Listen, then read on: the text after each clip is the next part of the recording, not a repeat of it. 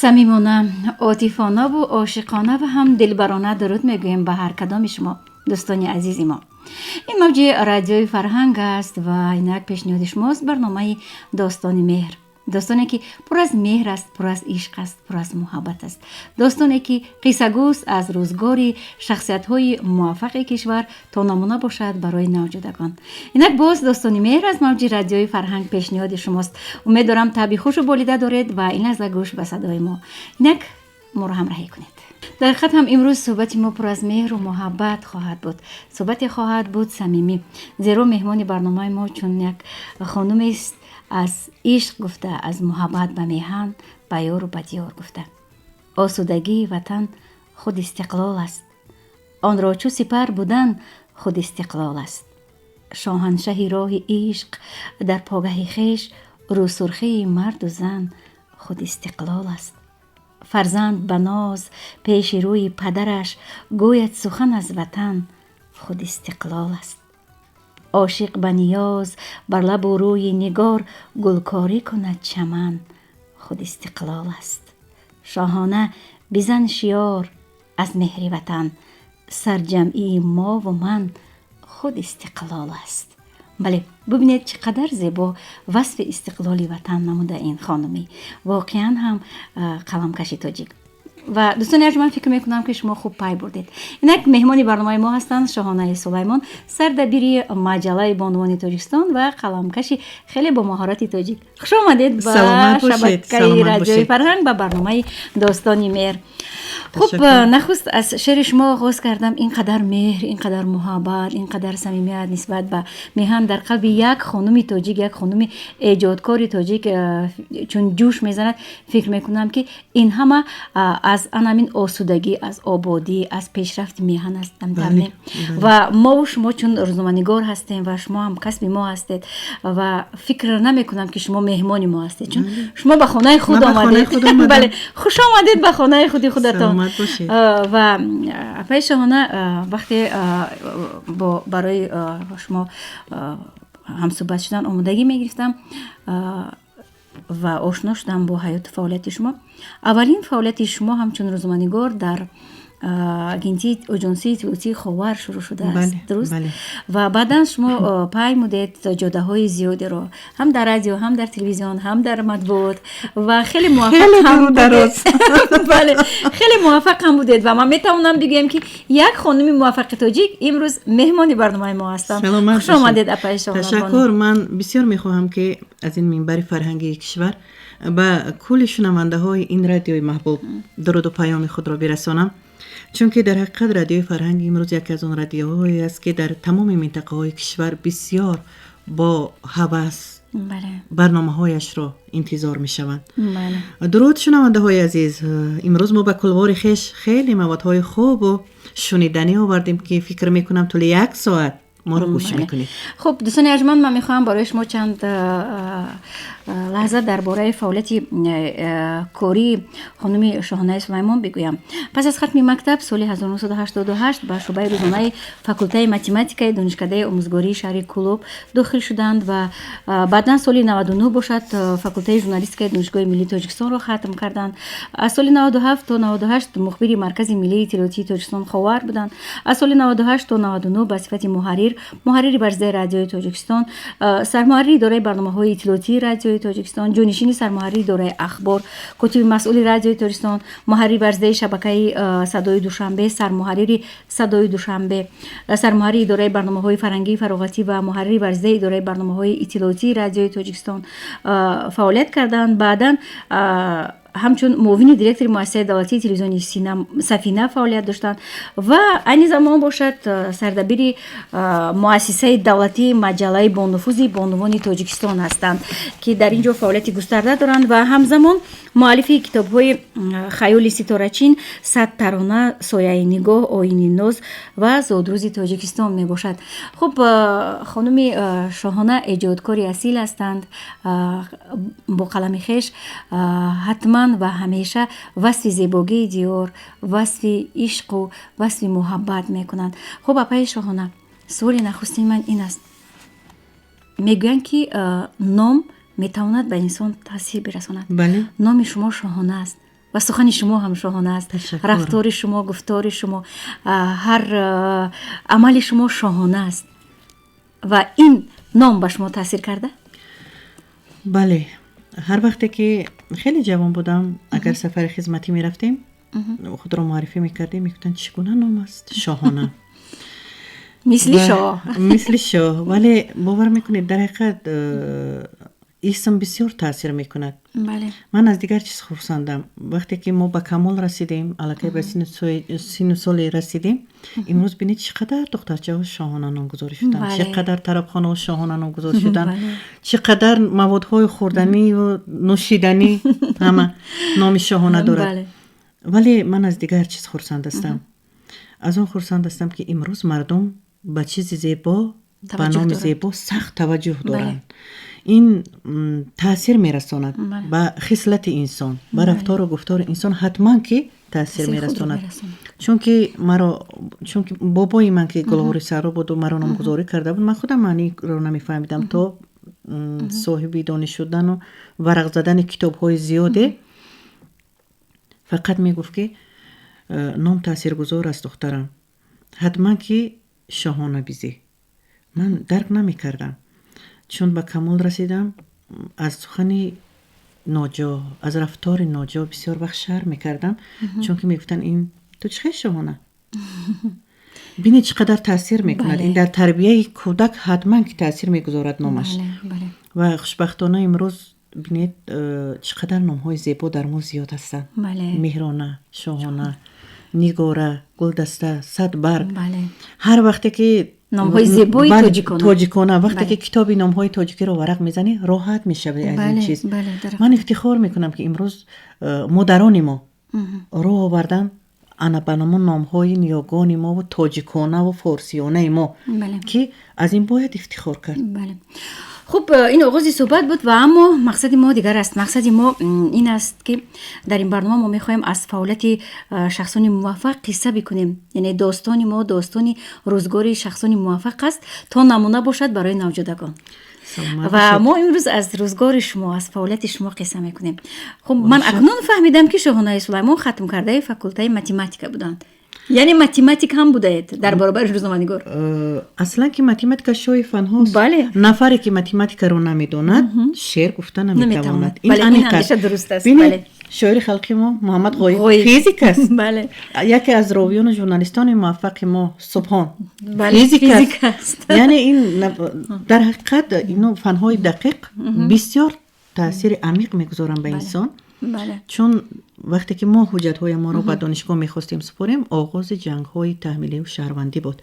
و این خاطر که در دانشگاه کلاه فاکولته ژورنالیستیک نبود، من حجت‌هایم رو به این فاکولته سپاریدم، ولی از روز اول کارمند تلویزیون شهر کلاه بودم. یعنی که اینا چرا متماتیک رو انتخاب کردید افشان؟ من متماتیک رو دوست می‌داشتم. حاضرم دوست می‌دارم. متماتیک فنی هست که تو رو در زندگی هیچ کس فریب کردن. خب فن ریاضی رو دانستن فکر میکنم انسان رو دانا میکنه، نه؟ شاید شاید تاثیرش هم هست. برای همین اگر فنهای دقیق رو افشان اگر اهمیت بده همه اونهایی که فن متماتیک رو میدونن اونو شعر میگوین. بله.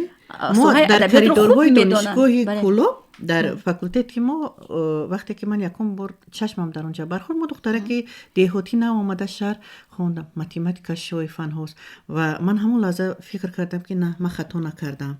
من در حقیقت راهی رو انتخاب کردم که پگاه این فن، این نام، این نمیدونم کسب مرا صاحب نام و نان میکند. و خدا به شکر من خطا نکردم. این متماتیک فنی است که در زندگی همه روزه در کار است. همه روزه برای ما در هر قدم ما لازم است. بهتر در کردم که حتما برای حساب و کتاب رو دانستن شرط نیست 5 سال یک فاکولته رو ختم کنی ولی در کار بود. ولی به هر صورت خب پیشان در خردی چی محیط شما رو فراگیر بود؟ محیط من پورا محیط فرهنگی هست بود. چون که من بابا هر دو هم پدری مادری هم پدریم شاعر بودن. شعر میگفتن. هر دو باباها شاعر بودن. بهترین. بسیار یک عائله فرهنگی بود. مادرم در باغچه کار میکرد. پدرم روحشان شاد بود. آموزگار بودن در آموزشگاه چون زندگی خیلی وزنی بعد جنگی داشتن، جنگی شهروندی نه تحمیل جنگ بزرگ وطنی. آن پدر زمان من بود. فرزند کلونی بود در اویلا، به خاطر این آموزگاری رو ترک کردند و پشت خواجگی داری کلان شدند، چون که خیلی اویلا کلان بودند. ولی هر دی بابای من تاثیرگذار بودند در حیات فرزند نبیره ها. بله، چون که 3 تا فرزند کلانی آنها در جنگ بزرگ وطنی هلاک شده بود. تمام مهر و محبت به نبیره ها داده شده بود. بله، به پدر من گذاشته شده بود. تاثیر بابایم بود، چون که پدر ما 5 دختریم در اویلا. پدرم سخت کوشش میکردن که ما صاحب معلومات عالی باشیم. بهترین. و در این به واسطه در حیات هر یک که ما در خواندنیم و در دانشگاه داخل شدنیم، من سهم اساسی رو پدرم بازیده است. و فقط یک اندیشه داشت، چون ما در ده زندگی میکردیم، میگفت که دخترم شما کوشش کنید که آب بروی من نریزد. در ده اولین دخترانی بودیم ما که خوندنی رفته بودیم، بعد دانشگاه اولین دخترانی بودیم که ما به خوندنی رفته بودیم. تا اون سالها کسی نمیخوند از نه، معلومات عالی نداشت یکم کس. نه، فقط یک معلمه روس بود که از دیگر جا آمده بود. حتی به هزل پدرم بسیار اشکارا قطعی ما صحبت میکردن. حتی میگفتن که اگر یکون کسی ما بودو معقولت شد دستش گرفته بیار، من معرکه مردم میتیم، نانی مردم میتیم، دام میتیم را، فقط ما را به آبرو نکنید قطعی مادرت. خوشبختانه 5 نفر این یک آزادی کول است. بسیار در اویلا ما آزادی خوب داشتیم و همین تاثیر کرد که امروز همه فرزندامو در اویلا فرزندامو رو همین خیلی تربیت کردیم. خوشبختانه 5 نفر دختر صاحب معلومات عالی با توی تماشا پدرگسیل کرد و آرزوهایش رسید. ولی همیشه من تا حاضرم فکر میکنم که آن آرزوهایی که پدرم میخواست که در سیمای من ببیند و من پیاده کنم، من تا حاضر آن را به انجام نرساندم. پدرم سخت میخواستن که ما دسترس باشیم در ده یگون کوچه رو آباد کنیم. هر وقتی که من میرفتم که پدر جان، دخترم میگفت درخت شنوندن در کار، بسیار زحمت کش بودن، دهقانی اصیل بودن. میگفتن چیکار کردن در کار؟ میگفت که از فلان جا درخت آوردن در کار، همسایه و کم بغل زورشون نمیرسه، چیکار کنیم؟ ما دخترها سرجم می شدیم، هر کس از خود چیزی بود حصه گذاری میکرد، باغ کردن در دهه ما. مشرف جان میدونی من چرا میخوام امروز دارم که بگذار برای جوانان، برای آن شنونده هایی که این لحظه ما رو همراهی دارن، حاضر پرسید نه کمتر از 1000 سوکوی است اویلا از تا جایی که من میدونم، شاید زیادتر هم باشه. ببخشید کدوم دهه؟ این دهه سریازی میانه شهر کلوب. این در شهر کلوب داخل میشه. بله، اینو در شهر داخل میشن. ولی در اویلا نیست که از درختانی که پدر من پرورش کرده است بامی آنها پوشانده نشده باشد. بهترین. هر اویلای جوانی که از اویلای کلان جدا میشد و خانه نو میساخت، حتما پدرم هدیه میبرد از چوب درختی که با دست سفیدار. بله، حتما. ببینید این یک حکمتی هم دارد. ببینید خانه‌اش بگذار آباد باشد از همون چوبی که اکثر جوانان خودشون می اومدن که پدرم خانه استوار باشه، خودشون برده یا که دروازه حولیشون شنوند یا که اولین انمو روی خانه بالا پوش خانه رو گذارد. بعضا میفتم که اوتا جان حتما رفتن در کار. میگفت که خیلی دخترم وقتی کسی آمد از در ناامید کردن در کار نیست. وقتی که من خودم به کمال رسیدم و فهمیدم آنها به خاطر اون که این کس شخصی با برکت است، ما میخوایم که اولین روی خانه ما بابای سلیمان گذارد، چون که مثل این کس ما هم اویلمون با برکت شود. هر یک کار، هر یک وایی که در زندگی میکردن یک حکمت داشتن. بله در حقیقت شما از آغاز از اول به خاطر نام وای کردید، یکم کار در زندگی ما به حکمت نیست. بله. انا همین گونه شاید نام شما رو هم با همین امید موندن که شاهانه بزید. من وقتی کلانتر شدم بابام حتما این چیز رو اکو در خاطر پورا ندارم، خردسال بودم، ولی به هر صورت ما نمیدونستیم. بعضی میگفتن که شاهینه، یعنی مثل عقاب شاهین. بله بلند پرواز باشد. بابا میگفتن نه، شاهانه. بله، بابای اودینه یکی از گلغوری سرایان بسیار نامی ناحیه خاولین بودن. مردم خیلی دوستش می داشتن. حتی شعرهایش در فولکلور خلق تاجیک است، رباعی‌هایش که در اونجا درج شده است. یعنی که تاثیر میگذارد. محیط اویلوی برای تربیت فرزند حتما که بله تاثیرگذار است. و انا همان محیط مثلا در برابر یکی پدر زیاد من خواهشی مثلا تحصیل نمودن فرزندان رو داشتم، مادرم همچنین. شاید مادر چی نقش داشتن؟ مشرف جان، من باید حتما که بگویم پیشتر خیلی پدران حتما که در خانه مرد سالاری بود. همه طرف پدر گوش میکردن. هر چی که پدر میگفت در خانه همون میشد. مادرم بسیار شاد میشدن. بسیار شاد میشدن. بعضی دیگه میگفتن که دخترها خواندنی میرون دیر شوهر میکنن. اون وقت میگویم که ما اولین دخترانی بودیم. بله. به هر صورت محیط دیه بود. محیط محل بود. میدونید من امروز با اون دیلو نمیدونم دیل بزرگی، بله دیل بزرگی پدر و مادر خود خویلم که در همون دوره توانستن که ما رو بخوانن. و باز در دوره که زمانی کمی نارامی بود. شهر کلاب هفت ما در محاصره اقتصادی بود. ما پیاده می رفتیم می اومدیم دانشگاه. برف بود، یگان نمود تکنیک نمیگشت، ولی ما را نمی مونده که یک روز اقلا از دست عقب باشیم. بهترین. پدرم همراهی میکرد، ما رو همراه در همون شرایطی وزمین حتما میبرد دانشگاه. ما درسامون رو تمام میکردیم، با گرفته پیاده می اومدیم. این قریب 18 کیلومتر راه بود. پیاده میرفتیم می اومدیم هر روز. در شهر زندگی نمیکردید؟ نه. هر روز. بهترین. ببینید این اراده مرد رو ببینید.